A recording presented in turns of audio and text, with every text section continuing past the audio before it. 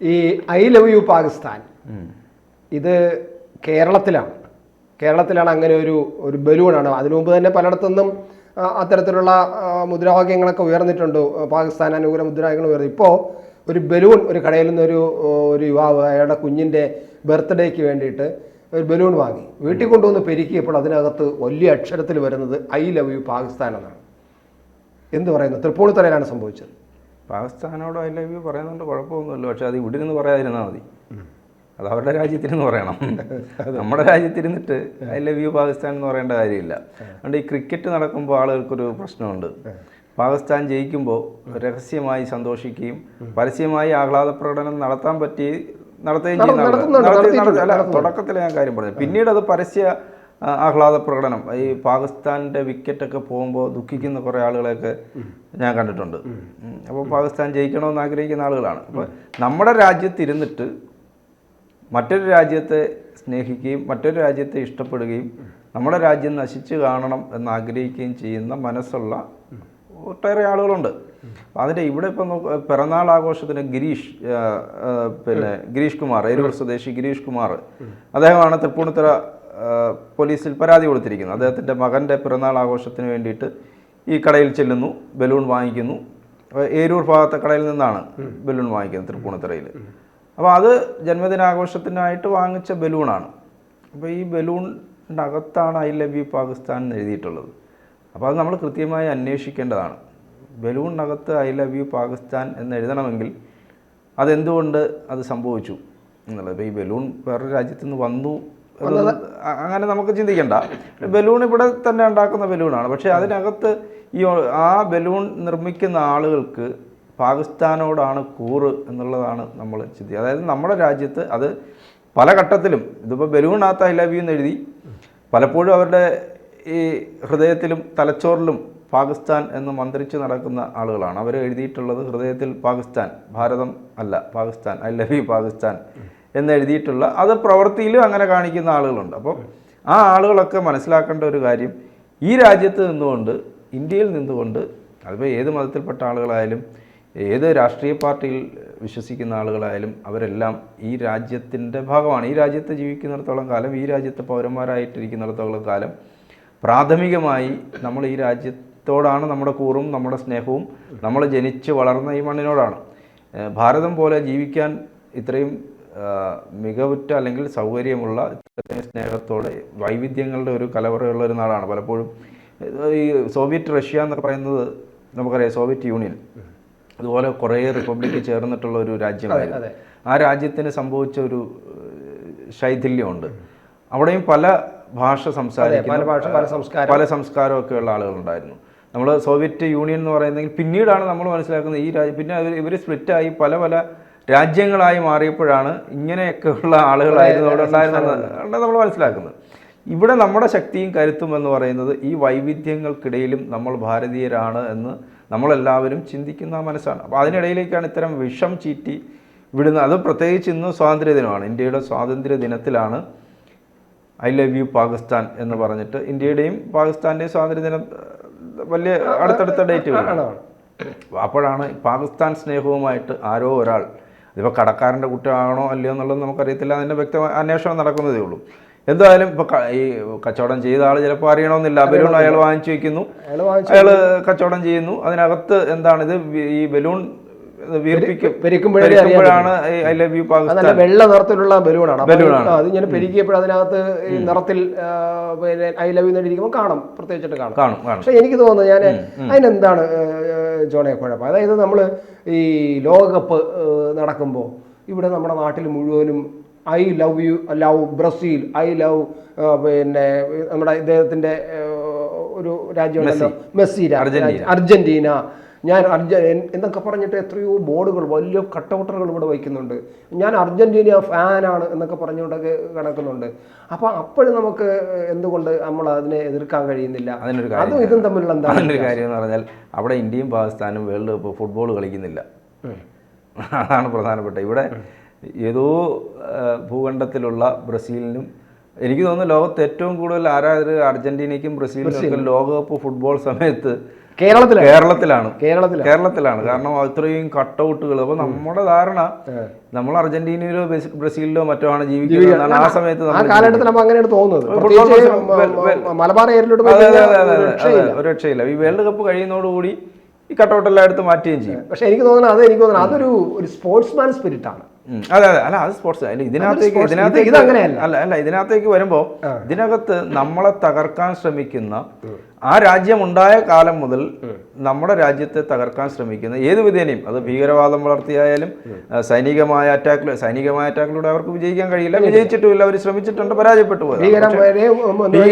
അതെ എന്ന് പറഞ്ഞാൽ കയറ്റി രാജ്യത്തിന്റെ നമ്മുടെ രാജ്യത്തിന്റെ അഖണ്ഡതയും നമുക്ക് രാജ്യത്തിൽ എന്തൊക്കെ പ്രശ്നങ്ങൾ ഉണ്ടാക്കാമോ, സാമ്പത്തിക അസ്ഥിരത ഉണ്ടാക്കാം, അത് ഒരു ഘട്ടത്തിൽ അവർ ശ്രമിച്ചതാണ്. സാമ്പത്തിക അസ്ഥിരത ഉണ്ടാക്കുന്ന തരത്തിലുള്ള കാര്യങ്ങളൊക്കെ ചെയ്തു. അത് പറ്റി നോക്കി ഭീകരവാദികളെ നമുക്ക് ആ അതിർത്തിയിലുടനീളം പ്രശ്നങ്ങൾ ഉണ്ടാക്കുന്ന തരത്തിലേക്ക് പോയി. കാശ്മീരിൽ ഇപ്പോൾ പ്രശ്നങ്ങൾ ഉണ്ടാക്കിക്കൊണ്ടിരിക്കുന്നു. ഇതെല്ലാം ചെയ്യുന്ന, അതായത് ഇന്ത്യ ഇല്ലാതാകണമെന്ന് ആഗ്രഹിക്കുന്ന ഒരു രാജ്യമാണ് പാകിസ്ഥാൻ. ബ്രസീലിനെ പോലെയല്ല, അല്ലെങ്കിൽ അർജന്റീനയെ പോലെയല്ല. അവര് നമ്മൾ ഇല്ലാതാകണമെന്ന് ആഗ്രഹിക്കുന്നില്ല. അതുകൊണ്ടാണ് നമുക്ക് അവരോട് സ്നേഹം. അവരോട് സ്നേഹം അതുകൊണ്ടാണ്. അപ്പൊ ഇവിടെ ഈ പാകിസ്ഥാൻ ഒരു കാലത്തും നമ്മളോട് സ്നേഹം കാണിക്കുകയോ അല്ലെങ്കിൽ നമ്മളോട് ചേർന്ന് പോകണമെന്ന് ആഗ്രഹിക്കുകയോ ചെയ്യുന്ന ഒരു രാജ്യമല്ല. നമ്മളെ എങ്ങനെ നശിപ്പിക്കാം എന്ന് ആഗ്രഹിക്കുന്ന രാജ്യമാണ്. ആ രാജ്യത്തോടാണ് ഇവിടെയുള്ള ഈ ബലൂണിനകത്ത് വരെ ഐ ലവ് യു പാകിസ്ഥാൻ എഴുതുന്ന ആളുകൾക്ക് കൂറ് വരുന്നു. അപ്പോൾ നമുക്ക് എഴുതാം, ഇപ്പോൾ ഐ ലവ് യു ചൈന അല്ലെങ്കിൽ ഐ ലവ് യു അമേരിക്ക എന്നൊക്കെ എഴുതാം. പക്ഷെ അതിനകത്ത് വ്യത്യാസമുണ്ട്. പാകിസ്ഥാൻ എക്കാലവും നമുക്ക് എതിരാളിയായിട്ടുള്ള, എങ്ങനെ നമ്മൾ പറഞ്ഞാലും നമ്മളെ ശത്രുവായി കാണുന്ന ഒരു രാജ്യമാണ്. നമ്മളെ ശത്രു എന്നുള്ളത് ഇപ്പോൾ ചൈനയും നമ്മുടെ ഒരർത്ഥത്തിൽ പറഞ്ഞാൽ നമ്മുടെ ശത്രു രാജ്യമാണ്. പക്ഷേ പാകിസ്ഥാൻ എന്നുള്ളത് പ്രത്യക്ഷത്തിലും പരോക്ഷമായിട്ടല്ല, പ്രത്യക്ഷത്തിൽ തന്നെ നമ്മളെ ഇല്ലാതാക്കണം, എപ്പോഴും നമ്മളെ അറ്റാക്ക് ചെയ്തുകൊണ്ടേയിരിക്കുന്ന രാജ്യമാണ്. നമ്മളെ അതിർത്തിയിൽ നമുക്ക് സ്വസ്ഥത തരാത്ത, നമുക്ക് എന്തൊക്കെ കുഴപ്പങ്ങൾ ഈ രാജ്യത്ത് ഉണ്ടാക്കാൻ പറ്റുമോ അതെല്ലാം ചെയ്യുന്ന ഒരു രാജ്യമാണ്. അപ്പോൾ ആ രാജ്യത്തിനോട് സ്നേഹിക്കുക എന്ന് പറയുന്നത് ഭാരതീയരായിട്ടുള്ള ആളുകൾക്ക് ഇന്നത്തെ ദിവസം എന്തുകൊണ്ടാണ് ഐ ലവ് യു ഇന്ത്യ എന്നെഴുതിയ ബലൂൺ ആ കടയിലേക്ക് കൊണ്ടുവയ്ക്കാഞ്ഞതോ, അല്ലെങ്കിൽ ആ കച്ചവടക്കാരനാണെങ്കിൽ അയാൾ എന്തുകൊണ്ട് അത് കൊണ്ടുവച്ചില്ല, അല്ലെങ്കിൽ അയാൾക്ക് അത് കൊണ്ടുകൊടുത്ത ആൾ എന്തുകൊണ്ട് കൊടുത്തില്ല? അപ്പോൾ അതിനകത്തൊരു ഹിഡൻ അജണ്ട. അതെല്ലാം ഈ കേരളത്തിൽ തന്നെയാണല്ലോ ഇത് കൂടുതലും സംഭവം. എന്തുകൊണ്ടായിരിക്കും ജോണി? ഇങ്ങനെ കേരളത്തിലാണല്ലോ ഇതിൻ്റെ ഈ ഐ ലവ് യു എന്നുള്ള ബലൂണ്, അത് കഴിഞ്ഞ് ഏതെങ്കിലും ISലേക്ക് റിക്രൂട്ട് ചെയ്യുന്ന ആൾക്കാരുണ്ടെങ്കിൽ അത് കേരളത്തിൽ നിന്ന്, അങ്ങനെ ഈ രാജ്യത്തെ, അത് ഭാരതത്തിലെ ഏത് വിധ്വംസക പ്രവർത്തനങ്ങളുടെയും വേര് കിടക്കുന്നത് കേരളത്തിലാണ്. അതായപ്പോൾ ആദ്യമായിട്ടാണ് രാജ്യത്ത് ഒരു balloon, I love U balloon എന്ന് പറഞ്ഞ് വന്നിരിക്കുന്നത് കേരളത്തിലാണ്. ആലോചിച്ചോ, എന്താണ് ഈ കേരളത്തിന് ഇത്രയ്ക്കും ഇതിൻ്റെ കാരണം? കേരളത്തിൽ നമുക്ക് എല്ലാ സൗകര്യങ്ങളോടുകൂടിയും അധികാരത്തിലിരിക്കുകയും അധികാരത്തിൻ്റെ എല്ലാ ഗുണങ്ങളും നേടുകയും എല്ലാ സൗകര്യങ്ങളും അനുഭവിക്കുന്ന ഒരു വിഭാഗമാണല്ലോ ഇവരെല്ലാവരും. ഞാൻ ഒരു വിഭാഗത്തെ മാത്രം പറയാം. എന്നിട്ട് എന്തുകൊണ്ടാണ് ഈ കേരളത്തിൽ ഇതിങ്ങനെ ശക്തമാകുന്നത്? കേരളം എന്നുള്ളതല്ല, ഈ ഒരു വലിയ വിഭാഗം ആളുകൾക്ക് കേരളത്തിനെ സംബന്ധിച്ച് അത് പറയുകയാണെങ്കിൽ കേരളം ഒരു സമാധാനപ്രിയരുടെ നാടാണല്ലോ. ഒരു സമാധാനം കാംക്ഷിക്കുന്ന ആളുകളുടെ നാടാണ്. അപ്പോൾ അവിടെ ഈ സമാധാന കാംക്ഷി, ഇപ്പോൾ യൂറോപ്യൻസിൻ്റെ ഒരു പ്രത്യേകത എന്ന് പറഞ്ഞാൽ അവർ സമാധാന കാംക്ഷികളാണ്, സമാധാനത്തോടെ ജീവിക്കണമെന്ന്. അവിടെ പക്ഷേ കുഴപ്പം എന്താണെന്ന് വെച്ചാൽ ഈ സമാധാന കാംക്ഷികളാകുന്നതുകൊണ്ട് അവർ എല്ലാവരെയും സ്വീകരിക്കാൻ ഉള്ള മനസ്സുണ്ട്. അപ്പോൾ ഈ ആളുകളെല്ലാം സ്വീകരിക്കുന്നു. ഇപ്പോൾ നമ്മൾ നോക്കും, നമ്മുടെ സംസ്ഥാനത്ത് വരുന്ന അന്യ സംസ്ഥാന തൊഴിലാളികളുണ്ട്. ഇവരെവിടെ നിന്നൊക്കെ വരുന്നു എന്നൊന്നും നമുക്കറിയത്തില്ല, പലരും വരികയാണ്. അപ്പോൾ ഇവരെല്ലാം നമ്മൾ സ്വീകരിക്കുകയാണ്. അതുപോലെയാണ് യൂറോപ്യൻസ് അവിടെ സ്വീകരിച്ചപ്പോൾ അവിടുത്തെ കുഴപ്പങ്ങൾ നമ്മളിപ്പോൾ അനുഭവിച്ചുകൊണ്ടിരിക്കുകയാണ്. അതുപോലെയാണ് ഇവിടെ തന്നെയുള്ള പിന്നെ ഈ പറഞ്ഞ പാകിസ്ഥാൻ സ്നേഹമായാലും മറ്റ് സ്നേഹമൊക്കെ വരുന്നത് അത് കേരളത്തിലൊന്നും ഉള്ളതല്ല, മറ്റെല്ലാ സ്ഥലങ്ങളിലും ഒരു ഞങ്ങളുടേതായ രാജ്യം വരണം, ലോകം മുഴുവൻ ഞങ്ങളുടെ കീഴിൽ വരണം എന്നാഗ്രഹിക്കുന്ന ചിന്താഗതിയുള്ള ആളുകളുടെ ഒരു റൂട്ടുണ്ട്. അതിൻ്റെ ഭാഗമായിട്ട് കേരളത്തിലും അതുണ്ടാകുന്നു. അല്ല, അങ്ങനെ ഒരു രാജ്യം, സ്വന്തമായ രാജ്യം വന്നാൽ ആ രാജ്യം ഉണ്ടായ സ്ഥലങ്ങൾ സ്വർഗമാണോ? ഇപ്പം ഞങ്ങളുടേതായ രാജ്യം വേണോ എന്ന് ആഗ്രഹിക്കുന്നവർ ഒരുപാട് ലോകത്തിൻ്റെ പല കോണിലും അത്തരത്തിൽ ഞങ്ങളുടേതായ രാജ്യം വന്നിട്ടുണ്ട്. ആ രാജ്യങ്ങളെല്ലാം സ്വർഗമാണോ? ആ രാജ്യമൊന്നും സ്വർഗമല്ല, നമ്മൾ കണ്ടുകൊണ്ടിരിക്കുന്നതല്ലേ. ആ രാജ്യം വരണമെന്ന് പറയുന്നത് അത് ആ രാജ്യം വരിക എന്ന് പറയുന്നത് അത് ഇവിടെ അല്ലല്ലോ, അത് മറ്റ് ആ രാജ്യം ആഗ്രഹിക്കുന്ന ആളുകളുടെ ഇവിടെ ജീവിച്ച് കിട്ടുന്ന അഫ്ഗാനിസ്ഥാനിൽ ഇപ്പോഴും ആൾക്കാർ ഒരു സ്വാതന്ത്ര്യമില്ല, ഇറാനിൽ സ്വാതന്ത്ര്യമില്ല, ഇറാഖിൽ സ്വാതന്ത്ര്യമില്ല. അവിടെ എന്നും ഇറാനിൽ ഒരു പെൺകുട്ടിയുടെ കൊലപാതകവും അവിടെ നടന്ന സമരങ്ങളും അവിടെ നടന്ന കാര്യങ്ങളും ഇപ്പോഴും പ്രശ്നമാണ്. ഏത് പ്രദേശത്താണ് സ്വസ്ഥതയുള്ളത്? ഇന്ത്യ അല്ലാതെ പിന്നെ എന്തിനാണ് ഇവർ ഇത്രയും? അതാ ഞാൻ പറഞ്ഞത്, ലോകമെമ്പാടുമുള്ള ഈ ഒരു ചിന്താഗതിയുടെ ഭാഗമായിട്ടാണ് കേരളത്തിലും. പിന്നെ കേരളത്തിൽ ഈ പറഞ്ഞ പോലെ സമാധാനകാംക്ഷികളെന്ന് പറയുന്നിടത്തുള്ള ഒരു കുഴപ്പം, ഇതിന് കൃത്യമായി ഒരു എന്താ പറയുക, ഇവരെ ഒന്നും നിയന്ത്രിക്കാനോ അല്ലെങ്കിൽ ഒരാളുടെ സ്വകാര്യതയിലേക്ക് ഇടിച്ചു കയറാനുള്ള ശ്രമം വരുത്തില്ല. അപ്പോൾ അങ്ങനെ വരുമ്പോഴത്തേക്ക് ഇവിടെ നമുക്ക് എന്തും ചെയ്യാം എന്നുള്ള ഒരു തോന്നൽ വരും. അപ്പോൾ പിന്നെ ഒരു ന്യൂനപക്ഷ പ്രീണനത്തിന്റെ ഒക്കെ ഒരു പ്രീണന സ്വഭാവം കൂടെ ഉണ്ടല്ലോ. ഭരിച്ചവരുടെ സ്ഥിരം അങ്ങനെ ഒരു പ്രീണനം നടത്തിക്കൊണ്ടുണ്ട്. അതൊക്കെ എല്ലാം ഭരിച്ചവരും ആരെയും തിരിഞ്ഞും ഭരിക്കുന്നവരെല്ലാം പ്രീണനം നടത്തിക്കൊണ്ടിട്ടുണ്ട്. അപ്പോൾ അത് അതിന്റെ ഒരു സുഖം അനുഭവിക്കുന്നുണ്ട്.